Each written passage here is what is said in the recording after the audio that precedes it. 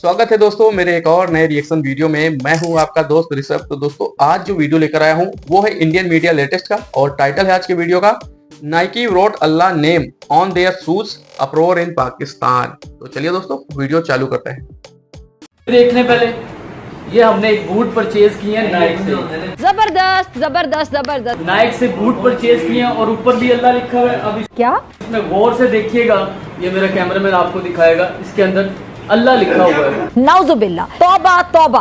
Greater Israel formula को चलना है, आगे बढ़ना है, होगा इंशाअल्लाह ताला। और इसके अंदर बैक पे भी देखें, अगर गौर से देखेंगे ना, अगर आप मुसलमान हैं, बिल्कुल बिल्कुल, अगर आपको अरबी आती है या उर्दू आती है तो ये लिखने को आपको मिलेगा, यहाँ पे अल्लाह लिखा हुआ है। गौर से देखें, ये ग्रेटर इस्राइल फार्मूला है। अब मेरा गवर्नमेंट ऑफ पाकिस्तान से कौन प्राइम मिनिस्टर, कहाँ से आते हैं ये लोग यार? अगर वो खुद को कहते हैं कि ये मदीना की रियासत है तो इस कंपनी को यहाँ पाकिस्तान में बैन होना चाहिए।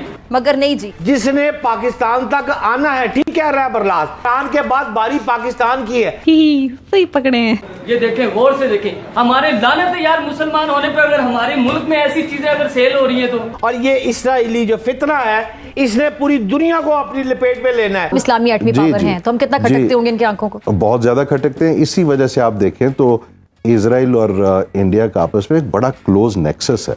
आपने सबसे पहले घबराना नहीं।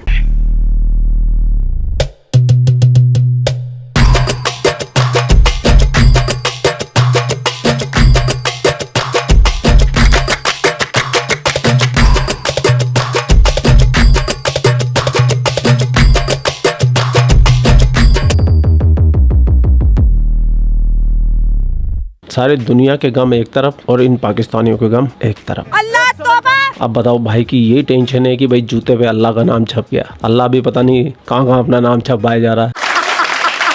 और पाकिस्तानी में तुम्हारे को एक बात बता दूं, नाइकी का तुम बॉयकॉट करो या ना करो, नाइकी को घंटा फर्क नहीं पड़ता है। आखिर क्यों? क्योंकि उसका ओरिजिनल जूता खरीदने के लिए तुमको पूरा पाकिस्तान गिरवी रखना पड़ेगा, और ये जूता भी तुमने पूरे मोहल्ले के लोगों ने थोड़ा थोड़ा चंदा जमा करके जब मंगवाया होगा, वो भी मुझे लगता है फर्स्ट कॉपी है ये, या सेकंड कॉपी भी हो सकती है। क्यों? क्योंकि ओरिजिनल खरीदना तुम्हारे बस की बात नहीं है। देख रहे हैं आप? इसकी सबसे बड़ी वजह यह है कि तुम ओरिजिनल हो ही नहीं। वाह भाई वाह। तुम फर्जी आइडेंटिटी के साथ जी रहे हो। तुम कन्वर्टेड हिंदुओं की नाजायज औलादे हो, डरपोक औलादे हो, उनकी कायर औलादे हो, जो तलवार के डर से बड़े भाई का कुर्ता और छोटे भाई की सलवार पहन लिए थे। और इन पाकिस्तानियों का दुख यहीं ख़त्म नहीं होता। अभी तो आप आगे आगे देखिए, आपको देखने को मिलेगा लाल टोपी का दर्द। आय हाय, इतने दर्द में लाल टोपी आपने आज तक नहीं देखा होगा। और हमारी प्यारी दुलारी फिजा खलीफा, इजरायली बड़े बेरहम है। हमारी फिजा का चेहरा इतना सा कर दिया उसने। इजरायलियों थोड़ा और जोर लगा के मारो, आग पाकिस्तान तक पहुंचनी चाहिए, और ये आग पाकिस्तान तक पहुंचेगी भी। कल के वीडियो में मैंने आपको इजरायली पीएम का पुराना इंटरव्यू दिखाया था, जो करीब 2011 का था, और बंदा उस वक्त भी बिल्कुल क्लियर फोकस था कि मुझे आगे चल के करना क्या है, और 2025 में भी फोकस है। तो पाकिस्तानियों, अब तुम्हारा नंबर है, अब तुम पिटोगे, मरोगे। वाह भाई वाह। पाकिस्तान की मेन स्ट्रीम मीडिया के जो भी मुख्य चेहरे हैं वो सब डरे हुए हैं। हमने कल एक क्लिप चलाया बेनियामिन गंवार में, वो ईरान के साथ ही पाकिस्तान को गिन रहे हैं कि ये अगला खतरा हो सकता है। ये तो होगा। वो जो आर्क ऑफ रेजिस्टेंस था अब पूरी तरह डिसमेंटल हो चुका है। जंग अब ईरान के अंदर दाखिल हो चुकी है। ईरान अब पूरी तरह डिफेंसिव है। इस वक्त वो एक दिफाई जंग लड़ रहा है, और एक लास्ट डेस्परेट एफर्ट्स हैं ईरान की, क्योंकि अब नजर यही आया है कि उसके पास सिवाय बैलिस्टिक मिसाइल्स के और कोई हथियार नहीं है जो जिनसे वो इसराइल तक पहुंच सके। लेकिन जो कुछ हो रहा है इस वक्त, जो इसराइल की हिकमत अमली है, इसको भारत बहुत गौर से देख रहा है। मीनवाइल ख्वाजा आसिफ ने अपनी गुफ्तगू में गठजोड़ करार दिया भारत और इसराइल का, और अलर्ट किया मुस्लिम उम्मा को, और ये कहा कि इस्लामी ममालिक इसराइल से ताल्लुकात ख़त्म करें। मुस्लिम दुनिया अगर मुत्तहिद ना हुई तो सबकी बारी आएगी, और ज़ाहिर है फिर पाकिस्तान तो उसमें सिग्निफिकेंट है कि पहले ही हमले में ईरान की अहम अस्करी क़यादत और साइंसदान वहां पर शहीद हुए। बहुत बढ़िया। क्योंकि भारत के सोशल मीडिया में, भारत के तमाम पॉलिसी मेकर्स में ये डिस्कशन बहुत एग्रेसिवली हो रही है कि जिस तरीके से इसराइल ने हमला करके तमाम ईरानी क़यादत को कत्ल कर दिया था, बिल्कुल इसी तरह अब भारत को अपने ऑपरेशन सिंदूर के दूसरे राउंड में पाकिस्तान के खिलाफ हमला करना चाहिए, इसी ताकत के साथ, इसी शिद्दत के साथ, इसी वसी पैमाने पर कि इसराइल के लिए पाकिस्तान सबसे बड़ा खतरा है।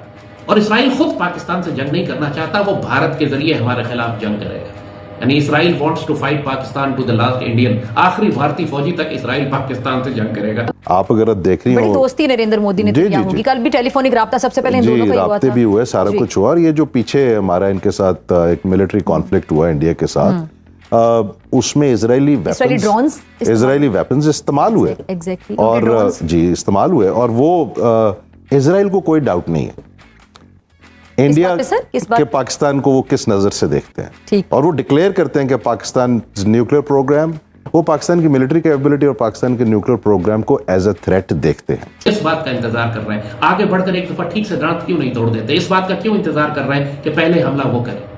ये ईरान वाली गलती हम क्यों करना चाहते हैं? ईरान भी यही कह रहा था कि पहला हमला इसराइल करे, अब इसराइल ने कर दिया पहला हमला, और अब अपने इनके जख्म जो है वो उनसे संभाले नहीं जा रहे। ईरान से सारी क़यादत कत्ल हो गई, सारे न्यूक्लियर रिएक्टर और प्लांट और स्ट्रेटेजिक डिफेंस फोर्स, इनके जो एयर डिफेंस सिस्टम से वो तबाह हो गए, एयरफोर्स के एयर बेसिस तबाह हो गए। पहले हमले का इंतजार क्यों करते हो यार? आगे बढ़कर दुश्मन को मारो जब जंग चल रही है। जंग तो रुकी भी नहीं, कोई हमारा अमन का एग्रीमेंट भी नहीं हुआ आपस में। अब चूंकि पाकिस्तान की रियासत जो है वो वही करना चाह रही है जो ईरान ने किया कि हम पहले हमले का इंतजार करेंगे, तो फिर ठीक है, पाकिस्तानी कौम को बहुत बड़े नुकसान के लिए ज़हनी तौर पर तैयार रहना चाहिए। बज़ाहिर तो ऐसा लगता है कि उम्मत मुस्लिमा बमुकाबला यहूद। अच्छा भैया, तो हमने हमला किया कि नहीं किया? हमने हमला पाकिस्तान के अंदर उन आतंकी फैक्ट्रियों पर किया जो पाकिस्तान के अंदर धड़ल्ले से चलाई जा रही थी, चाहे वो मदरसे के रूप में हो, चाहे वो मस्जिदों के रूप में हो।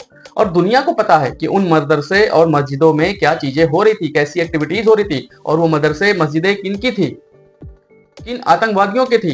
हमने उस जगह हमला किया जहां यूएन के लिस्टेड आतंकवादी रहते थे, वहां ट्रेन करते थे, और उनके मदरसे थे जहां पर वो जिहादी आतंकवादियों को पैदा करके दुनिया में आतंक का माहौल बनाते थे। वहां हमला किया। लेकिन पाकिस्तान की आर्मी ने क्या किया? पाकिस्तान की आर्मी ने भारत के रिहायशी इलाकों को निशाना बनाया, पाकिस्तान की आर्मी ने भारत के टेम्पलों को निशाना बनाया। तब जाके भारत की आर्मी ने पाकिस्तान के एयर बेसों को तबाह करके पाकिस्तान को मुंहतोड़ जवाब दिया, कि दिखाया कि अगर आप ऐसी बदसलूकी करोगे, जंग के नाम पर इस तरीके से रिहायशी इलाकों को अगर निशाना बनाओगे, तो तुम्हारे भी ठिकाने सेफ नहीं है। तो यही चीज है कि भारत जो है, जो कहता है वो करता है, लेकिन पाकिस्तानी उल्टा इसका अपोजिट है। पाकिस्तानी कुछ और कहेंगे आज, परसों कुछ और कहेंगे, और उनकी सच्चाई कुछ और होगी। जैसे भारत ने कहा कि भाई हम क्रिकेट खेलने पाकिस्तान नहीं जाएंगे, तो नहीं गए। आप लोगों ने नोटिस किया, भारत ने कहा हम इंडस वाटर ट्रीटी को रद्द कर रहे हैं, पॉज कर रहे हैं, तो अभी तक वो पॉज मोड में ही है और आने वाले समय में पॉज मोड में ही रहेगी। जब तक पाकिस्तान अपने यहाँ बैठे आतंकवादियों को भारत को नहीं सौंपेगा, तब तक ये ट्रीटी जो है ऐसे ही बरकरार रहेगी आने वाले समय में। चलिए दोस्तों, आगे वीडियो देखते हैं। बज़ाहिर तो ऐसा लगता है कि उम्मत मुस्लिमा बमुकाबला यहूद और नसारा का इस वक्त एक मंजर हम देख सकते हैं। पाकिस्तान की भी बारी आ सकती है। क्या पाकिस्तान भी अगला टारगेट हो सकता है? इसराइल को पाकिस्तान का एटॉमिक पावर होना शुरू दिन से ही खटक रहा है। ये मुस्लिम ममालिक को टारगेट क्यों करती हैं? ये मुस्लिम ममालिक के एटमी प्रोग्राम से क्यों खौफजदा होती हैं? क्यों? ये दुनिया के अंदर जो एटमी प्रोग्राम चल रहे हैं उनके बारे में तो कोई फिक्रमंदी नहीं पाई जाती, सिर्फ मुस्लिम दुनिया में। और मुस्लिम दुनिया में इनको एक एज हासिल है कि मुस्लिम दुनिया के हुक्मरान जो हैं वो इन बड़ी ताकतों के साथ खड़े होते हैं। मुस्लिम दुनिया के आवाम जो है वो बुनियादी तौर पर बड़ी ताकतों को चैलेंज कर रही है। यही वजह है कि हमें मुस्लिम दुनिया के अंदर मुस्लिम हुक्मरान और मुस्लिम आवाम के दरमियान एक बड़ी वाज़ेह खलीज नजर आती है। अभी तो डोनाल्ड ट्रंप आए थे सऊदी अरब के दौरे में, तो उन्होंने कहा कि इसराइल को तस्लीम किया जाए, और उन्होंने मुख्तलिफ ममालिक से भी रिक्वेस्ट की कि जनाब इसराइल को तस्लीम किया जाए। तो एक तरफ इसराइल को तस्लीम करने की बात है, और दूसरी तरफ इसराइल जो है वो जंगे मुसल्लत कर रहा है। और नेतन्याहू ये बात बहुत खुलकर कह चुका है कि इसराइल का सिक्योरिटी जोन जो है वो उस वक्त तक इसराइल की सिक्योरिटी मुकम्मल नहीं होती जब तक पाकिस्तान से वो एटमी हथियार वापस ना ले लें या पाकिस्तान को तबाह ना कर दें। तो मैं इस लाल टोपी को ये बोलना चाहूँगा, अपने बोरिया बिस्तर बांध लो और तुम निकल लो। और उनके जो सिक्योरिटी एनालिस्ट्स हैं, जो पॉलिसी मेकर्स हैं, इस बात को खुल के बात एक्नॉलेज करते हैं कि इसराइल का सिक्योरिटी जोन दरियाए सिंध तक है। यानी जब तक दरियाए सिंध तक उनकी सरहदें या उनके हलीफ हुक्मरान नहीं होंगे, उस वक्त तक इसराइल अपने आप को कभी महफूज नहीं समझेगा। यानी दूसरी जानिब वो ये चाहते हैं कि भारत जो है वो दरियाए सिंध तक आ जाए, और दरियाए सिंध से आगे का जो इलाका है, ईरान पर भी इसराइल नवाज हुकूमत हो, तो ये सारा इलाका जो है भारत से लेकर इसराइल तक किसी मुसलमान ताकत के कब्जे में ना हो। अब जाहिर है ये जंग जो उन्होंने इसराइल से शुरू की थी, पहले गजा के मुजाहिदीन के खिलाफ की, इन्होंने गजा को खंडर बना दिया, पूरी मुसलमान दुनिया तमाशा देखती रही। फिर इन्होंने हिजबुल्लाह को तबाह किया, मुसलमान दुनिया तमाशा देखती रही। फिर इन्होंने शाम को तबाह किया तो पूरी मुसलमान दुनिया तमाशा देखती रही। उससे पहले ये इराक को तबाह कर चुके थे, मुसलमान दुनिया तमाशा देखती रही। उससे पहले इन्होंने लीबिया को तबाह किया, मुसलमान दुनिया तमाशा देखती रही। अब ये ईरान पर हमला आवर हुए हैं, मुसलमान दुनिया तमाशा देख रही है। और बड़े बड़े मुसलमान अरब ममालिक इसराइल के दिफा के लिए आयरन डोम का काम कर रहे हैं। यानी जो ईरानी मिसाइल जो जा रहे हैं इसराइल की जानिब, इनमें अक्सरियत को तो अरब ममालिक मार कर गिरा रहे हैं, और चंद एक को अमेरिकन जहाज मार रहे हैं, और चंद एक जो है वो इसराइल जाके गिर रहे हैं। सो अरब ममालिक का तो ये हाल है। इनकी तो तबाही और बर्बादी सईदी रसूलुल्लाह ने आखिरी ज़माने के हवाले से बिल्कुल साफ बता दी थी कि ये बुत परस्त और मुशरिक भी हो जाएंगे, ये इनमें वहन की बीमारी लग जाएगी, ये माल और दौलत और दुनिया की मोहब्बत में और मौत के खौफ में मुब्तला हो जाएंगे। ये सब कुछ अपनी आंखों से आप देख रहे हैं। अब जंग ईरान तक आ चुकी है, और ईरान अगर तबाह होता है, और अगर तबाह नहीं भी होता तो एक हेडलेस स्टेट बन जाता है, जिस तरह शाम बन गया था, जहां बड़े बड़े इलाकों पर बेशक बशारुल असद की हुकूमत थी दमिश्क में, लेकिन बड़े बड़े इलाकों के ऊपर दहशतगर्द ग्रोहों का कब्जा था। इस तरह की कोई सूरत हाल अगर ये ईरान के साथ करते हैं तो पाकिस्तान के लिए बहुत खतरनाक सूरत हाल पैदा हो जाएगी कि हमारे मगरब में दोनों मुल्क, अफगानिस्तान तो वैसे ही इनके लिए काम कर रहा है, और फिर ईरान भी, जो अभी तक ईरान हमें खतरा नहीं, ईरान की जानिब से हमें कोई खास खतरा नहीं था, हमें कोई भारी फौजें वहां नहीं लगानी पड़ती सिवाय स्मगलर्स के या छोटे मोटे दहशतगर्द ग्रोहों के। लेकिन अगर वो वाकई ईरान के, इसराइल के कंट्रोल में चला जाता है, फिर पाकिस्तान के लिए वेस्टर्न फ्लैंक जो है वो पूरी तरह एक्सपोज हो जाएगा। 6 साल से लोग ये कह रहे थे कि जब से पाकिस्तान एटमी ताकत बना है, अब तो कोई रवायती जंग हो ही नहीं सकती। और जब हम कहते थे कि रवायती जंग होने वाली है, भारत अरबों डॉलर का रवायती असलाह खरीद रहा है, वो पागल तो नहीं है कि हिंदू बनिया 100 अरब डॉलर का रवायती असलाह खरीद रहा है, और पाकिस्तानी हम पर हमारा मजाक उड़ाते थे कि आप सिर्फ जंग की बात कर रहे हैं। जाहिर है कि नजर आ रहा था कि वो रवायती जंग की तैयारी कर रहा है, और बिलाखिर रवायती जंग हुई ना। फिर अब जंग होने के बाद पाकिस्तान भाग रहा है हर जगह कि जी हम J-35 भी ले लेते हैं, और MQ-19 भी ले लेते हैं, और हम नए ड्रोन भी ले लेते हैं, और अब ये भी। अब क्यों भाग रहे हैं? हम इसलिए भाग रहे हैं कि अब हमें वो जो 20 साल से एक डॉक्ट्रिन पढ़ाई जाती थी, ब्रेन वॉशिंग की जाती थी कौम की, कि 2 एटमी ताकतें आपस में कभी जंग कर ही नहीं सकती, हमें भारत से 100 साल का अमन करना चाहिए, बाजवा डॉक्ट्राइन, वो सब भग से उड़ गई हवा में। बिल्कुल एक नई रियलिटी सामने आ गई। फलस्तीन एक अलग जंग है जो भड़क रही है, जहां पे 4-5 लाख फलस्तीनी शहीद और जख्मी किए जा चुके हैं, पूरी मुस्लिम दुनिया तमाशा देख रही है। वो जंग फैल के शाम में, यमन में, इसके बाद इराक में और अब ईरान तक आ चुकी है। ये गल्फ के मुल्क बचेंगे नहीं। अगर ये गल्फ के लोग समझ रहे हैं कि ये बचे रहेंगे, ये कबूतरों की तरह आंखें बंद करके बैठे हुए, ये समझ रहे हैं कि जो कसाई ज़िबा करता हुआ आ रहा है पूरी मुसलमान दुनिया को, इन गल्फ के अरबों को छोड़ देगा, इसने इनको आखिर के लिए रखा हुआ है, लेकिन छोड़ेगा बिल्कुल भी नहीं। लेकिन अब आपको ये बात बहुत अच्छी तरह मालूम हो गई कि पूरी आलम इस्लाम में अब सिर्फ अगर कोई एटमी फौजी ताकत बची है तो पाकिस्तान है। मैं इस लाल टोपी से ये बोलना चाहूँगा, भाई तुम तो गजवा हिंद की बातें करते थे, बड़ी बड़ी बातें करते थे, अब क्या हो गया? अब क्यों डर रहे हो? क्यों हवा सरक रही है? क्यों पैरों के नीचे से जमीन सरक गई? क्या हो गया ऐसा? क्यों डर रहे हो इजराइल से? अल्लाह तुम्हारे साथ है। काफिरों में इतनी हिम्मत कहाँ जो पाकिस्तान का कुछ बिगाड़ सके? पाकिस्तान तो बना ही अल्लाह के नाम पे है। पाकिस्तान का मतलब क्या? ला इलाहा इल्ला इलाहा, पता नहीं क्या होता है। तो तुम काहे को डरते हो? तुम्हें तो तोप के गोलों के आगे आगे खड़े हो जाना चाहिए, क्योंकि तुम्हारे जैसा जज्बा और ईमान पूरी दुनिया में किसी के पास नहीं है। तुम तो इस संसार की सबसे अफजल कौम हो। और ये सारी बातें मैं अपनी तरफ से नहीं बता रहा हूँ, ये पाकिस्तानी खुद बोलते हैं, और ये लाल टोपी खुद बोला करता था। अब देखो आवाज़ नहीं निकल रही है इनकी, निकल तो मेरी भी नहीं रही है, क्योंकि रात का बहुत ज़्यादा टाइम हो गया, लोग सो रहे हैं, जाग जाएंगे। खैर पूरा वीडियो आपने देख लिया। वीडियो देखने के बाद आपकी क्या राय? कमेंट सेक्शन आपका है, आप भी अपनी राय रख सकते हैं। आप लोग अपना ख्याल रखें। आपका भाई आपके लिए पाकिस्तान से रिलेटेड वीडियो लाता रहता है। जय हिंद, वंदे मातरम, जय श्री राम, जय श्री राम, जय श्री राम। जय श्री राम बंटी भाई, जय श्री राम। तो दोस्तों देखा आप लोगों ने वीडियो, बहुत मजा आया होगा। अब बात करें इस लाल टोपी के ऊपर, तो दोस्तों ये लाल टोपी जो है, इसकी बातों पर कोई भरोसा नहीं करता भारत के अंदर। सिर्फ पाकिस्तानी ही भरोसा करते हैं, क्योंकि पाकिस्तानियों को ऐसी बातें सुनने में बहुत मजा आता है, और उनकी मानसिकता भी ऐसी है, क्योंकि ये जो है ये हर चीज में इस्लाम को, अल्लाह को, मुसलमानों को डालता रहता है, चाहे वो जंग का मैदान ही क्यों ना हो। आप लोगों ने शायद इसकी 1965 की जो जंग हुई थी उसकी कहानी नहीं सुनी आप लोगों ने। बहुत फेमस कहानी है भाई, मैं सुनाता हूं आप लोगों को। ये कह रहा था कि भाई 1965 में भारत जो है वो पाकिस्तान से हार गया। भारत के मतलब पाकिस्तान के मुसलमानों ने, पाकिस्तान के आर्मी के लोगों ने भारत को धूल चढ़ा दी। आसमान से फरिश्ते उतर आए थे पाकिस्तान की मदद करने के लिए। भारत जो है गोले बम बरसा रहा था पाकिस्तानियों पर, लेकिन पाकिस्तान की आर्मी तक वो बम गोले पहुंच ही नहीं रहे थे। वो फरिश्ते रास्ते में उसे डिस्ट्रॉय कर दे रहे थे।